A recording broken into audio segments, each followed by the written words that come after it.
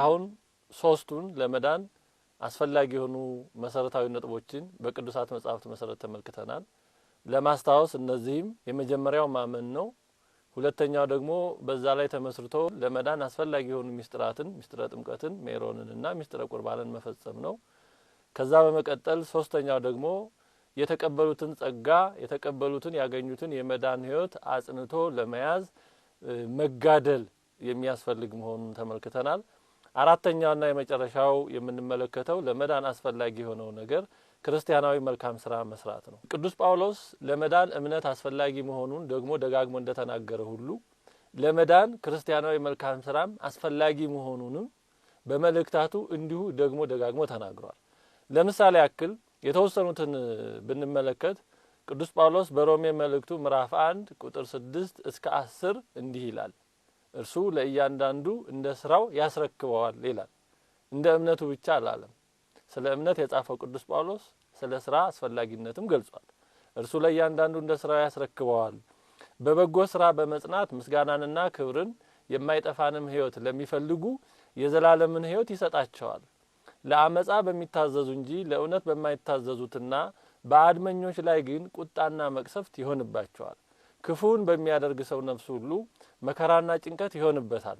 አስቀድሞ በአይሁዳዊ ደግሞም በግሪክ ሰው ነገር ግን በጎ ስራ ለሚያደርጉ ሁሉ ምስጋናና ክብር ሰላምም ይሆንላቸዋል ይላል።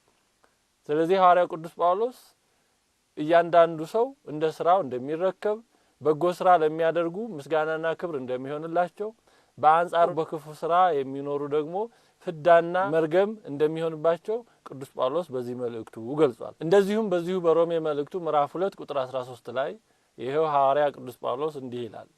በእግዚአብሔር ፊት ሕግን የሚያደርጉት ይጸድቃሉ እንጂ ሕግን የሚሰሙ ጻድቃን አይደሉምና ይላል። ስለዚህ ሕግን የሚያደርጉ ትእዛዛተ እግዚአብሔርን የሚፈጽሙ ጻድቃን እንደሚሆኑ ይገልጻል። መድኃኒታችን ኢየሱስ ክርስቶስም በአንድ ወቅት አንድ ሰው ወደርሱ ቀርቦ የዘላለምን ሕይወት እንዳገኝ ምን መልካም ነገር ላድርግ ብሎ በጠየቀው ጊዜ የመድኃኒታችን የኢየሱስ ክርስቶስ መልስ እንዲህ የሚል ነበር። ወደ ሕይወት መግባት ብትወድ ግን ትእዛዛትን ጠብቅ ነው። ስለዚህ ወደ ሕይወት ለመግባት ትእዛዛትን መጠበቅ አስፈላጊ መሆኑን ራሱ ባለቤቱ መድኃኒታችን ኢየሱስ ክርስቶስ አስተምሮናል፣ ነግሮናል። እመን ብቻ አይደለም ያለው፣ በእምነት ብቻ ትድናለህ አይደለም ያለው።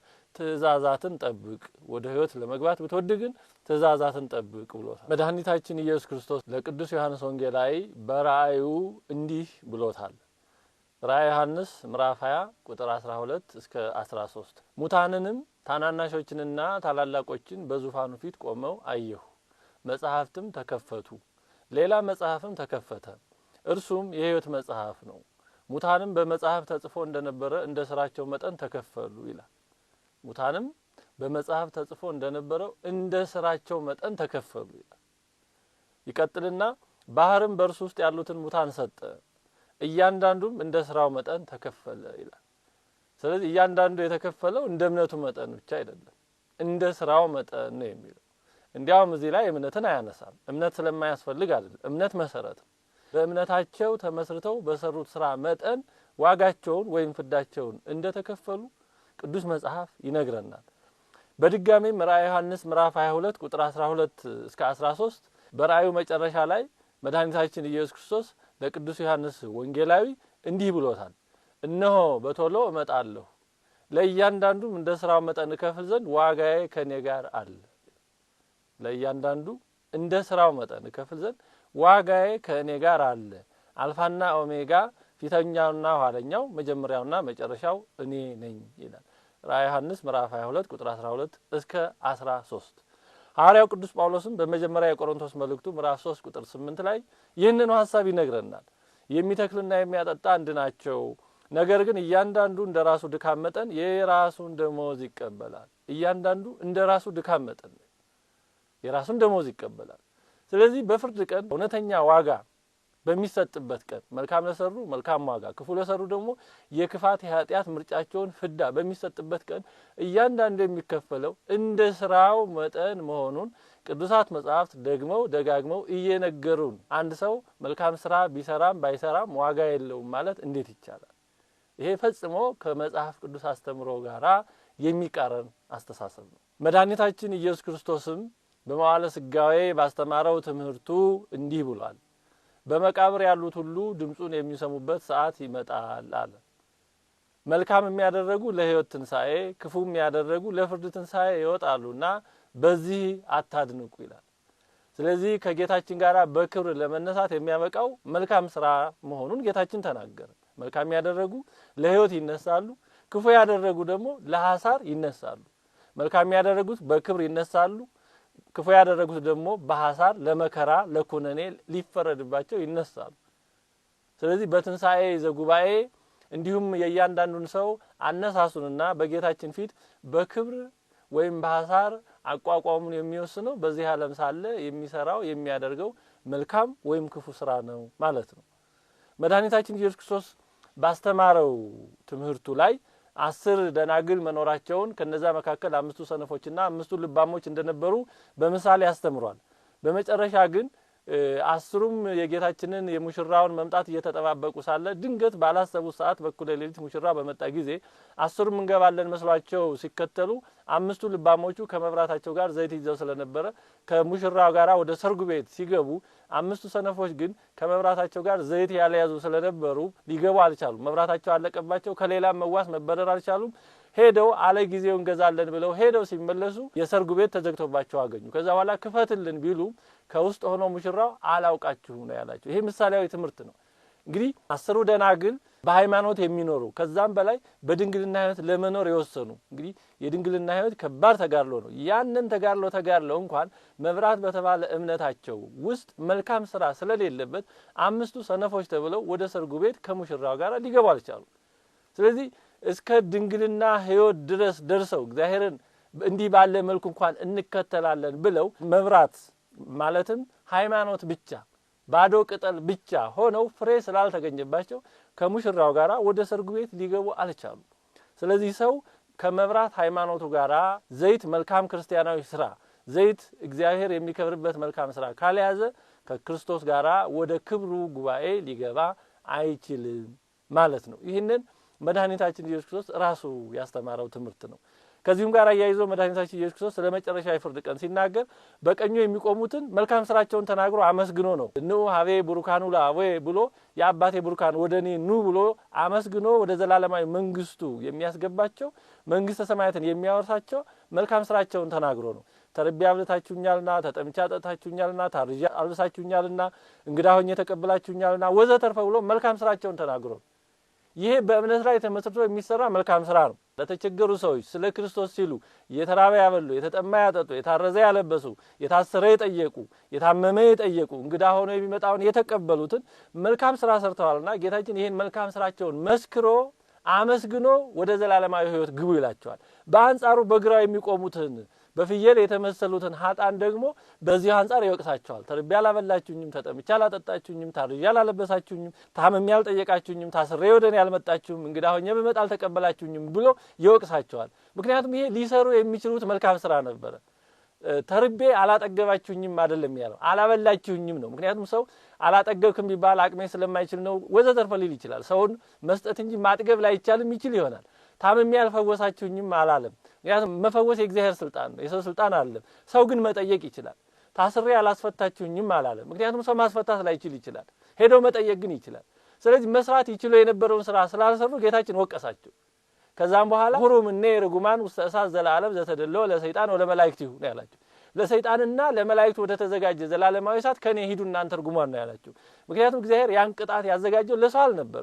እግዚአብሔር ለሰው ገሃነመ እሳትን ቅጣትን አላዘጋጀም። ግን ሰዎች ክርስቶስን ትተው ከክርስቶስ ይልቅ ዲያብሎስን መርጠው ከመልካም ስራ ይልቅ ክፉ ስራን መርጠውና ወደው ያንን ከሰሩ የምርጫቸውን እንዲያገኙ ማድረግ የእግዚአብሔር የባህሪው መገለጫ ነው። እግዚአብሔር ፍትሃዊ አምላክ ነው፣ ያልፈለጉትን አይሰጥም። ስለዚህ እግዚአብሔር አምላካችን በፍርድ ቀን ሰው እንደ ስራው በቀኝም ይሁን በግራ የሚቆምበትን ሁኔታ የሚወስነው በዚህ ዓለም ሳለ የሚሰራው መልካም ወይም ክፉ ስራ መሆኑን መድኃኒታችን ኢየሱስ ክርስቶስ እንዲህ ደግሞ ደጋግሞ አስተምሮናል። ሐዋርያው ቅዱስ ያዕቆብም በመልእክቱ የእምነትና የሥራን የማይነጣጠል መሆን አንዱ ያለ ሌላው ዋጋ የማያስገኝ ምውት መሆኑን በመልእክቱ በአጽንኦት ተናግሯል። እንዲህ ይላል ሐዋርያው ቅዱስ ያዕቆብ፣ ወንድሞቼ ሆይ እምነት አለኝ የሚል ሥራ ግን የሌለው ሰው ቢኖር ምን ይጠቅመዋል ይላል። እምነቱስ ሊያድነው ይችላልን? እንደዚሁም ስራ የሌለው እምነት ቢኖር በራሱ የሞተ ነው። ስራ የሌለው እምነት በራሱ የሞተ ነው። አንተ ከንቱ ሰው ይላል። እምነት ከስራ ተለይቶ የሞተ መሆኑን ልታውቅ ተወዳለህን ይላል። በእምነት ብቻ አድናለሁ የሚለው ነው አንተ ከንቱ ሰው የሚለው። በእምነት ብቻ አድናለሁ፣ ሌላ ምንም አያስፈልግም፣ ተጋድሎ አያስፈልግም፣ ምግባር ትሩፋት አያስፈልግም የሚሉትን ነው አንተ ከንቱ ሰው የሚላቸው። አንተ ከንቱ ሰው እምነት ከስራ ተለይቶ የሞተ መሆኑን ልታውቅ ተወዳለህን ብሎ የአብርሃምንና የሌሎችንም ታሪክ አንስቶ ካስረዳ በኋላ መጽሐፍም አብርሃምም እግዚአብሔርን አመነ ጽድቅም ሆኖ ተቆጠረለት ያለው ተፈጸመ፣ የእግዚአብሔርም ወዳጅ ተባለ፣ ሰው በእምነት ብቻ ሳይሆን በስራ እንዲጸድቅ ታያላችሁ ይልና ሲያጠቃልል ከነፍስ የተለየ ስጋ የሞተ እንደሆነ እንዲሁ ደግሞ ከስራ የተለየ እምነት የሞተ ነው። ነፍስ የተለየው ስጋ በድን አስከሬን እንጂ ሰው እንደማይባል ስራ የተለየው እምነትም እንደዚሁ ምውት ነው ይላል ሐዋርያ ቅዱስ ያዕቆብ በመልእክቱ በምዕራፍ 2 ቁጥር 14 እስከ 25። ስለዚህ ቅዱሳት መጻሕፍት ስለ እምነት አስፈላጊነት እንደሚነግሩን ሁሉ ስለ ምስጢራተ ቤተክርስቲያን አስፈላጊነት እንደሚነግሩን ሁሉ ስለ ተጋድሎ አስፈላጊነት ይነግሩናል። ስለ እነዚህ እንደሚነግሩን ሁሉ ስለ መልካም ስራም አስፈላጊነት ይነግሩናል። ክርስቲያን ማለት ደግሞ እግዚአብሔር ባስተማረው መንገድ ክርስቶስ በተግባርም በትምህርቱም ባሳየን መንገድ የሚሄድ ማለት እንጂ የራሱ ሌላ ሰው ሰራሽ የፈጠራ መንገድ የሚፈጠር ስላልሆነ ለመዳን የሚፈልግ እውነተኛ የእግዚአብሔር ተከታይ የሆነ ሰው ሁሉ እግዚአብሔር በመጽሐፍ ቅዱስ ባሳየን የመዳኛ መንገድ በሚገባ አምኖ በተግባር መፈጸምና በዚያ መንገድ መሄድ ይኖርበታል። ይህንን በተመለከተ ከሐዋርያት ቀጥሎ የተነሱ ሌሎች ቅዱሳን አባቶቻችንም ይህንን መጽሐፍ ቅዱሳዊ እውነታ ይህንን መጽሐፍ ቅዱሳዊ ትምህርት በተለያዩ ድርሳናቶቻቸው በተለያዩ ትምህርቶቻቸው ደግሞ ደጋግሞ በአጽንኦት አስተምረዋል፣ ተናግረዋል። ከነዚህ መካከል ለማሳያ ለአብነት እንዲሆን በጣም የተወሰኑትን አባቶች በዚህ ዙሪያ ከሰጧቸው ትምህርቶች መካከል የተወሰኑትን ብቻ እናስታውስ። ቅዱስ ጎርጎርዮስ ነባቤ መለኮት እንዲህ ይላል፣ ወደዚህ በረከት ፈጥነህ ደስ እያለህ እየዘለልክ ግባ ይላል። ወደ መዳን በረከት ማለት ነው። በዚያም ሁለት ዘርፍ የሆነውን ተጋድሎ ለመጋደል ጀምር ይላል። ሁለት ዘርፍ ነው ተጋድሎ ይላል። ምንና ምንድናቸው እነዚህ ተጋድሎች? ይህም በመጀመሪያ ራስህን በማንጻት ለሚስጥረ ጥምቀት ማዘጋጀት ነው። በመቀጠልም በጥምቀት ያገኘኸውን ጸጋ ለመጠበቅ መጋደል ነው። ስለዚህ ተጋድሎ ሁለት ዘርፍ ነው። አንደኛው በጥምቀትና በሚስጥራት የሚገኘውን ጸጋ ለማግኘት የሚደረገው ነው። ሁለተኛው ደግሞ ከዛ በኋላ የሚደረገው ተጋድሎ ነው ይላል። በመጀመሪያ የሌለን የነበረውን በረከትና ድህነት ማግኘትና ካገኘነው በኋላ ደግሞ ያን ጸጋ አጽንቶ መያዝና መጠበቅ እኩል ፈታኞችና ተጋድሎን የሚጠይቁ ነገሮች ናቸውና ይላል። መጀመሪያ ወደ ምስጢራት መጥቶ በጥምቀት በቁርባን የሚገኘውን ጸጋ ማግኘትም ተጋድሎ ይጠይቃል። ይህን ጸጋ ከተቀበሉ በኋላ ይህን ጸጋ አጽንቶ መጠበቅም እኩል ተጋድሎ ይጠይቃል ይላል ቅዱስ ጎርጎርዮስ ነባቤ መለኮት።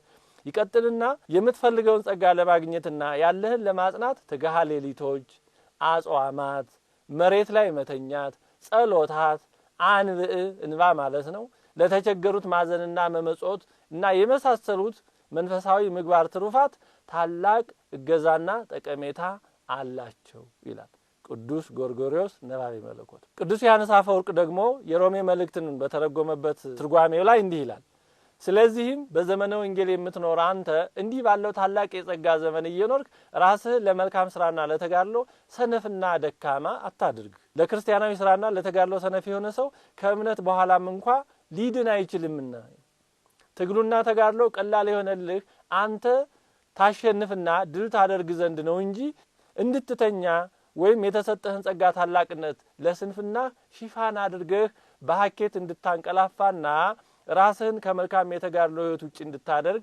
አይደለምና ይላል ቅዱስ ዮሐንስ አፈወርቅ በሮሜ መልእክት ትርጓሜው። ቅዱስ ቄርሎስ ዘኢየሩሳሌም ደግሞ እንዲህ ይላል፣ አንድ ጌታ፣ አንድ እምነት፣ አንድ ጥምቀት አለ። በፍጹም ነፍሳችን በፍጹም ልባችንና በፍጹም ኃይላችን የምናምነው ይህንን ነው። ከኢየሱስ ክርስቶስም በቀር በሌላ በማንም መዳን የለም። የምናምነውና የምንከተለው ይህንን ነው። እንዲሁም መልካም ስራዎች ያለ እውነተኛ ሃይማኖት በእግዚአብሔር ዘንድ ተቀባይነት እንደሌላቸውም እናውቃለን። እውነተኛ ሃይማኖትም ያለ መልካም ስራዎች በእግዚአብሔር ዘንድ ተቀባይነት እንደሌለው እናምናለን ይላል ቅዱስ ቄርሎስ ዘኢየሩሳሌም። እንግዲህ በአጠቃላይ አንድ ሰው ለመዳን እምነት ምስጢራተ ቤተክርስቲያንን መፈጸም የተቀበለውን ጸጋ ለማጥራት መጋደልና መልካም ስራ መስራት ይኖርበታል ማለት ነው። እግዚአብሔር ያለ ፈቃዳችን እግዚአብሔር በእነዚህ መንገዶች ሳንጓዝ እንዲሁ ውጫዊ በሆነ መንገድ አያድነንምና እያንዳንዱ ሰው ለመዳን የራሱ ድርሻ የራሱ ሱታፌ ባይኖረው ኖሮ ዓለም ሁሉ ይድን ነበር። እግዚአብሔር ግን ሰውን ያለ ፈቃዱና ለመዳን አስፈላጊ የሆነውን ሱታፌ ሳያደርግ እንዲሁ ውጫዊ በሆነ መንገድ ያለ ፈቃዱ አያድነው። ለዚህ ነው ሐዋርያው ቅዱስ ጳውሎስ የዚህ ዓለም ተጋድሎውን ሳይፈጽም ገና በዚህ ዓለም በመንገድ ላይ በተጋድሎ ላይ በነበረበት ጊዜ በአንደኛ ቆሮንቶስ ምዕራፍ 9 ቁጥር 24 እስከ 27 ባለው መልእክቱ ላይ የዚህን ዓለም ሕይወት በሩጫ ከመሰለ በኋላ ስለራሱ ምን አለ? በሱም አንጻር ሁላችንም እንድንማር ማለት ነው። ነገር ግን ለሌሎች ከሰበኩ በኋላ ራሴ የተጣልኩ እንዳልሆን ስጋዬን እየጎሰምኩ አስገዛዋለሁ ነው ያለው። ስለዚህ በዚህ ዓለም ሳለ ራሱን ሰውነቱን እየጎሰመ ራስን ለመግዛት ከኃጢአት ጋር ባለው ተጋድሎ ከራስ ጋር ባለው ተጋድሎ ከአጋንንት ጋር ባለው ተጋድሎ ዘርፈ ብዙ የሆነውን ተጋድሎ በድል ለመወጣትና የተጣለ እንዳይሆን ስጋዬን እየጎሰምኩ አስገዛዋለሁ አለ። ነገር ግን የዚህ ዓለም ሩጫውን የዚህ ዓለም ተጋድሎውን ፈጽሞ ወደ እግዚአብሔር የሚሄድበት የዚህ ዓለም ተጋድሎውን በሰማዕትነት የሚያጠናቅቅበት ጊዜው እንደደረሰ ከመንፈስ ቅዱስ በተረዳ ጊዜ ግን እንዲህ አለ። በሁለተኛ ጢሞቴዎስ መልእክቱ ለጢሞቴዎስ በላከለት ሁለተኛው መልእክት ወደ መጨረሻው ላይ ይሄ ቅዱስ ጳውሎስ የመጨረሻ ቃሉን እንዲህ አለ። በመስዋዕት እንደሚደረግ የእኔ ሕይወት ይሰዋልና የሚሄድበትም ጊዜ ደርሷል። መልካሙን ገድል ተጋድያለሁ፣ ሩጫውን ጨርሻለሁ፣ ሃይማኖትን ጠብቄያለሁ። እንግዲህ የመጨረሻው ጊዜ ስለሆነ ነው። ሩጫውን ጨርሻለሁ፣ ሃይማኖቴን ጠብቄያለሁ፣ ተጋድሎዬን ፈጽሜያለሁ ካለ በኋላ ወደፊት የጽድቅ አክሊል ተዘጋጅቶልኛል። ይህንም ጻድቅ ፈራጅ የሆነው ጌታ ያን ጊዜ ለኔ ያስረክባል። ደግሞ መገለጡን ለሚወዱት ሁሉ እንጂ ለኔ ብቻ አይደለም። ስለዚህ የዚህ ዓለም ተጋድሎ ሊፈጽም ባለ ጊዜ ነበር ሩጫዬን ጨርሻለሁ፣ የጽድቅ አክሊል ተዘጋጅቶልኛል፣ እዚያን ጊዜ እርሱ ለኔ ያስረክባል። ይህንም ለኔ ብቻ ሳይሆን እንደዚህ አይነት ሕይወት ለኖሩ እንደዚህ አይነት ሩጫ ለሮጡ ሁሉ በድል ለሚያጠናቅቁ ሁሉ ነው ብሎ የተናገረው። ስለዚህ ገና በዚህ ዓለም ያለ ሰው በኃጢአት እንዳይወድቅ ያገኘውን መዳን እንዳያጣ እንዲሁም ደግሞ መልካም ስራ መጋደል ይጠበቅበታል ይኖርበታል። ከዚህ ዓለም ሩጫቸውን የጨረሱ ቅዱሳን ናቸው ከዛ በኋላ ከፈተና ወጥተው ወደ እግዚአብሔር መሄዳቸው ከዛም በኋላ ፈተና ላይ ያገኛቸው ከእግዚአብሔር የሚለያቸው ነገር በሌለበት ሁኔታ እንደሚኖሩ ወደዛ የደረሱ ናቸው። እንደ ቅዱስ ጳውሎስ ሩጫዬን ጨርሻለሁ የድል አክሊል ተዘጋጅቶልኛል ማለት የሚችሉ ገና እስከዛች ሰዓት ድረስ ግን በዚህ ዓለም የሚኖሩ ክርስቲያኖች ሁሉ ግን ሐዋርያው ቅዱስ ጳውሎስ በዚህ ዓለም ሕይወቱ እንደተናገረው የተጣሉ እንዳይሆኑ ስጋን እየጎሰሙ ማስገዛት መልካም ስራ ለመስራት መጋደል ይገባል ማለት ነው። ለዚህ ነው የሐዋርያው ቅዱስ ጳውሎስ በሁለተኛ የቆሮንቶስ መልእክቱ ምዕራፍ 6 ቁጥር 1 ላይ አብረንም እየሰራን የእግዚአብሔርን ጸጋ በከንቱ እንዳትቀበሉ ደግሞ እንለምናለን ይላል። ስለዚህ ከእግዚአብሔር ጋር ለመዳናችን አብረን የምንሰራ ነን ማለት ነው። በግሪኩ ሲነርጂያ ወይም ሲነርጎስ የሚለው ይሄንን እግዚአብሔር ያለ ፈቃዳችን አያድነንም። ለመዳን አስፈላጊ የሆኑ ነገሮችን በቅዱሳት መጻሕፍት እግዚአብሔር ያዘዘንን ሳንሰራም አያድነንም።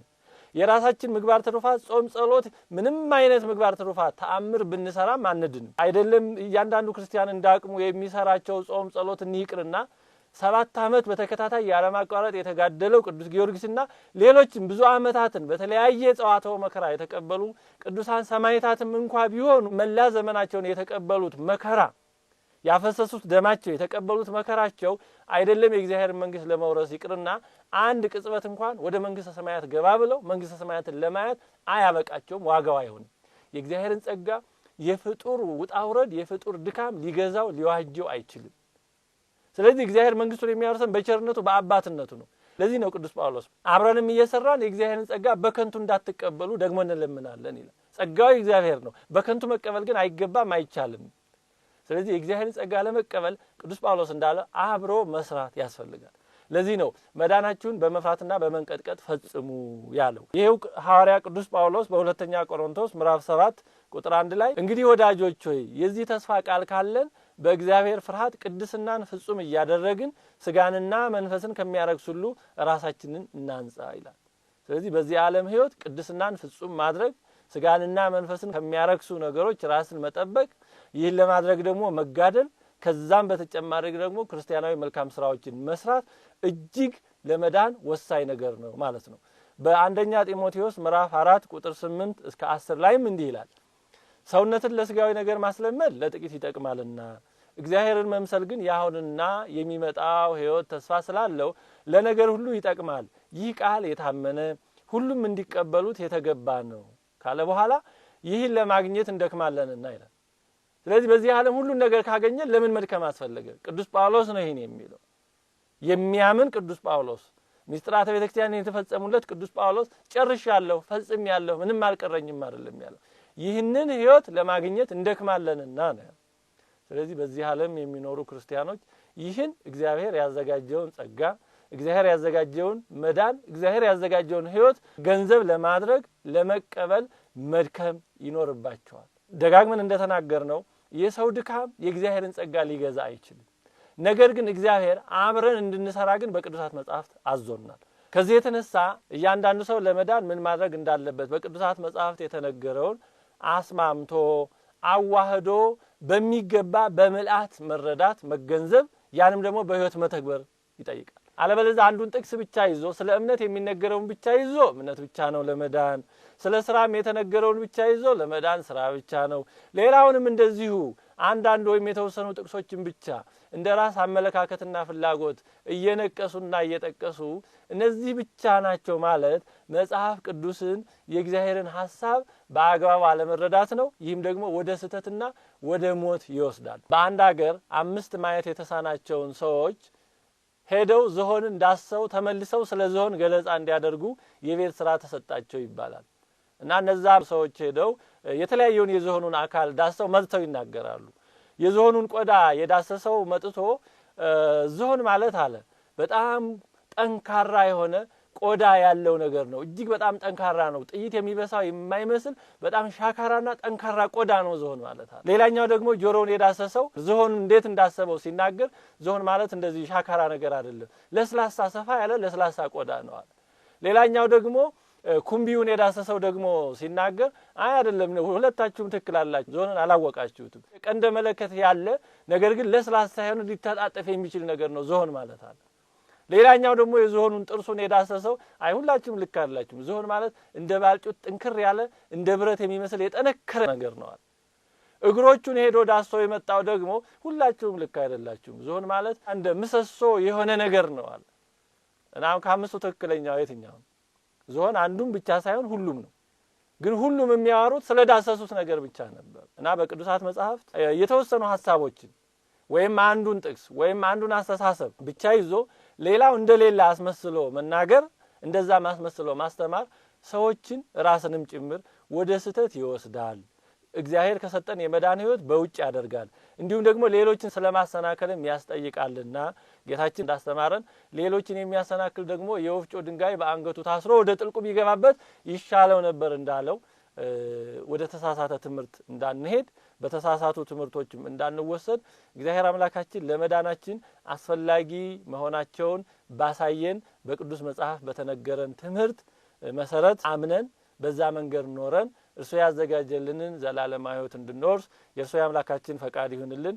የእመቤታችን የንጽሕተ ንጹሐን የቅድስተ ቅዱሳን የወላዲተ አምላክ የቅድስት ድንግል ማርያም አማላጅነቷ የቅዱሳን ሁሉ የጻድቃን የሰማዕታት የደናግል የመነኮሳት የነቢያት የሐዋርያት የሁሉም ቅዱሳን አባቶቻችን እናቶቻችን በረከታቸው ከሁላችን ጋር ይሁን አሜን።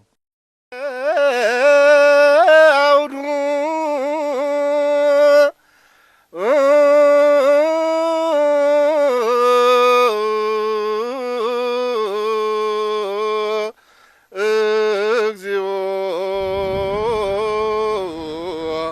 አምላከ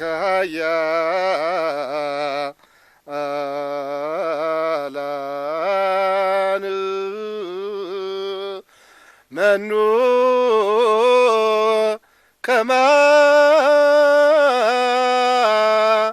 ከማከ